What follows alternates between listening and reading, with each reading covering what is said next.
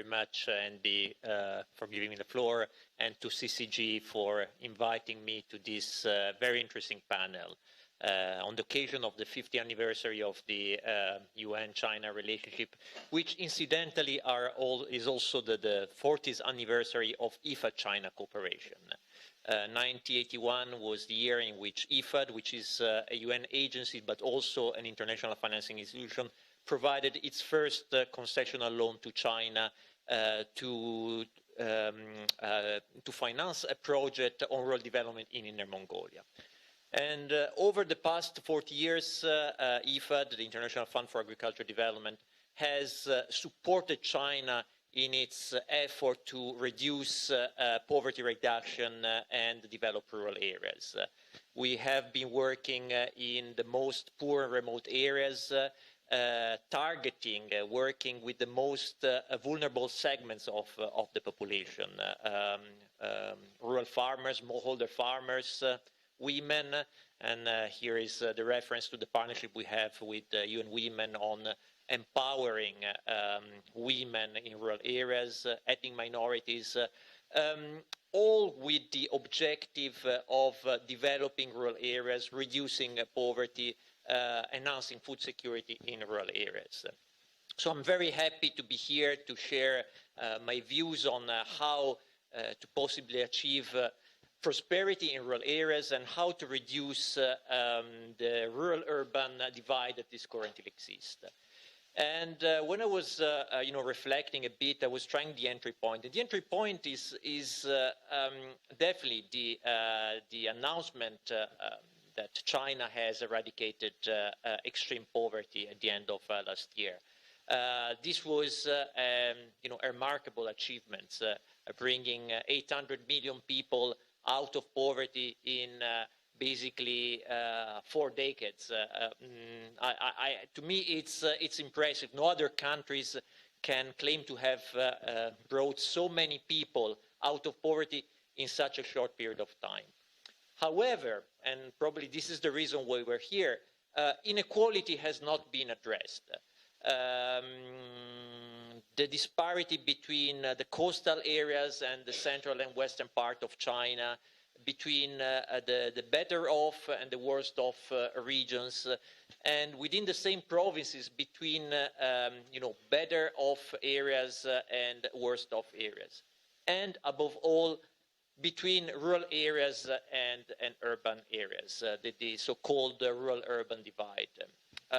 Today, about 40% of the population is resident in rural areas, but this percentage is planned to reduce to 30% in 10 years by 2030.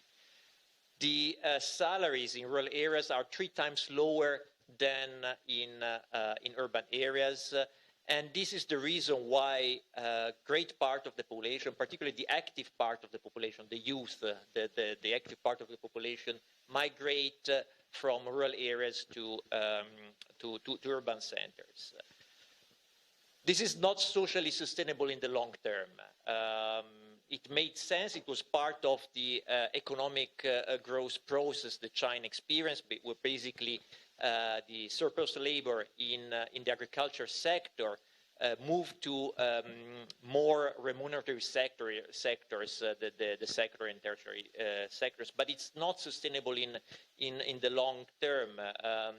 Dividing families, putting a lot of pressure on the absorbing capacity of urban centers.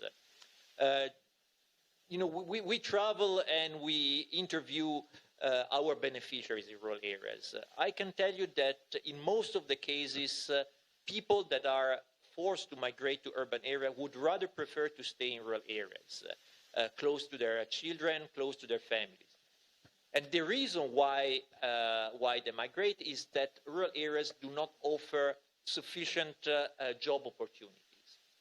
So what we can do, and this is the proposed part, what we can do to reduce this divide. And the answer is relatively simple. We need to invest in rural areas, invest in human capacity, invest in creating job opportunities, investing in creating investment opportunities in these areas so that the active part of the population is retained or even attract back to this area. This is, incidentally, also the core principle of the rural revitalization strategy, which is much broad, but the key point is how to make rural areas attractive for people to live in, so that they can stay or come back if they have migrated in rural areas. So where to invest? Honestly, and I'm a bit divided myself because I'm coming from an organization that is promoting agriculture development. But the agriculture sector in China is so developed that there is objectively limited scope for absorbing the surplus labor in rural areas through the agriculture sector. So the answer is basically through activities, new activities outside the agriculture sector, services, tourism, logistic, transport, or to a certain extent to service sectors linked to the agriculture sector, restoration, food industry, agro-processing, but it's not agriculture production. Last point here, and I conclude, is a bit reflection on the smallholder farmers. Agriculture in China, as I said, is increasingly modern, commercial, mechanized, but it still relies extensively on the presence of smallholder farmers. And while in the future we may expect that smallholder farmers will be a limited percentage of the labor force in the agriculture sectors, we cannot expect that this transition happens from day to night. So what to do with this significant share of the rural population? China should basically aim at a dual strategy to cope with this issue. On the one hand, they should work to absorb, to allow the smallholder farmers to be absorbed by the increasing commercial agriculture sectors, by strengthening the capacity of farmers to producing according to standards or to be linked to markets. But, and here I go back to my previous point, we should invest in creating job opportunities outside the agriculture sector in rural areas. This is, in my view, where China should focus on in order to promote rural revitalization. And I conclude here, but I would be very happy to answer to any questions later on. Thank you. Great.